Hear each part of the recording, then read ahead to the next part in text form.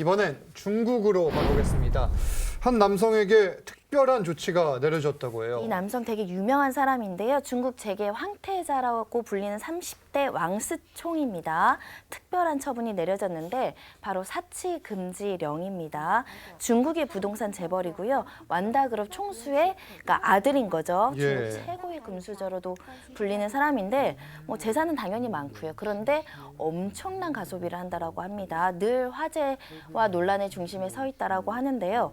당국에서 이제는 사치스럽게 생활할 수 없다라는 금지령을 내렸습니다. 사치를 금지한다. 구체적으로 어떤 행동을 금지합니까? 사실 우리나라 법에서는 이런 걸 할 수 없는 것 같은데 그렇죠. 저도 굉장히 놀랐는데요. 이게 카드값 한 6억 얼마 정도를 갚지 않았다고 시작이 된 건데 예. 비행기 1등석 탑승 금지, 1등석을 못하게 한다. 그다음에 고속철도 이용 금지, 부동산 및 자동차 구입 금지, 아하. 고급 오피스텔 임차 같은 거 금지, 또 뭐 동산과 부동산 수입 제한, 예. 더 나아가서 골프 금지 처분까지 내렸다고 합니다. 골프도 그러니까 말 못 친다. 그대로 돈으로 할 수 있는 건 다 하지 말라. 약간 이런 취지인 것 같네요. 자, 그러면은 어길 경우에는 어떻게 됩니까? 네, 이게요. 사치 금지령이 중국 정부가 운용하는 사회 신용 제도에 근거한 것이라고 하는데요. 따르지 않으면 사회적 신용 불량자로 낙인이 찍히고 심지어 당국에 구금될 수도 있다고 합니다. 구금 가능성도 있다 이건데 아니 그런데 얼마나 사치스러웠길래 이런 조치까지 내려졌습니까? 단적으로 보여주는 예가 2016년에 자신의 강아지 코코 반려견에게 선물을 해주는데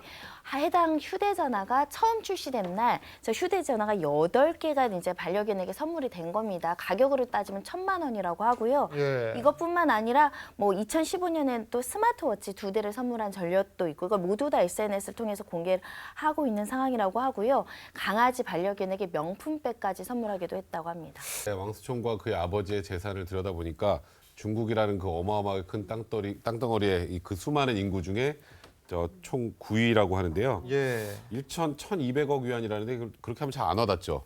한화로 환산해 보니까 19조 8천만 원, 자산이 8천억 원, 와. 19조. 예. 네.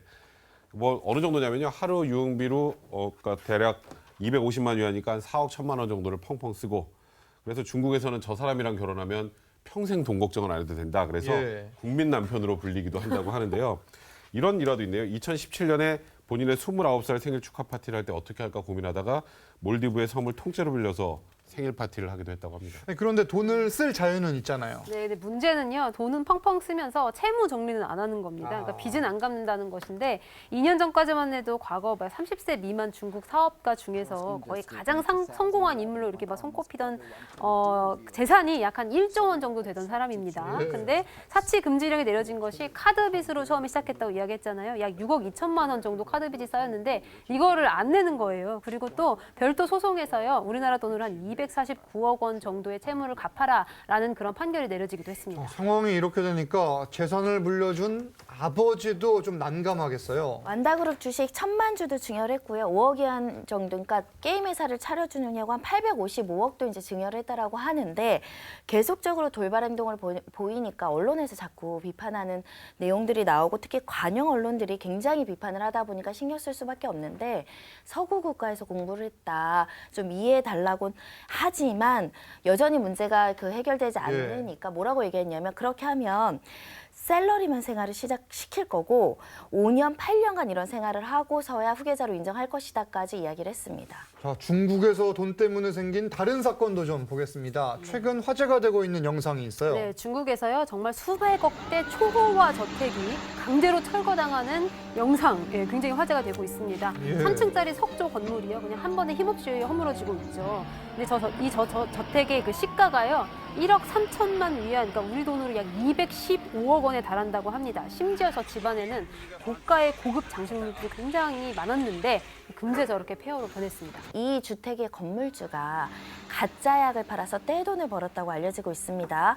상하이에서 뭐 가짜 당뇨병 치료제, 관절염 치료, 심지어는 물이 생명수다, 세포 재생 기능이 있다 이렇게 속여가지고 큰 돈을 벌어서 이 집을 지었기 때문에 이 집은 범죄 수익 집이다라고 아하. 규명을 했습니다. 그러니까 사기 행각을 벌여서 피해자들에게 뺏은 돈으로 이 집을 지었다 이겁니까? 그러니까요. 뭐 가짜 약 팔고 가짜 물 팔고 이래서 호화주택 짓고 저 안에는 무슨 거의 사설 박물관까지 있어서요. 수억 원대 전시품까지 있었는데 이번에 저게 다 잿더미가 된 건데요. 그러니까 지금 조금 전에 인터뷰했던 저 집주인 울면서 예. 그 신세를 한탄하기도 했다는데 처음에는 이제 네티즌들이 그랬대요. 저간의 사정을 잘 몰랐던 네티즌들은 올해 가장 불쌍한 사람이다. 근데 이제 아까 말씀드렸던 가짜 약 팔고 가짜 물 팔고 이런 사연들이 알려지면서 예. 여론의 반응이 180도 달라지게 됩니다.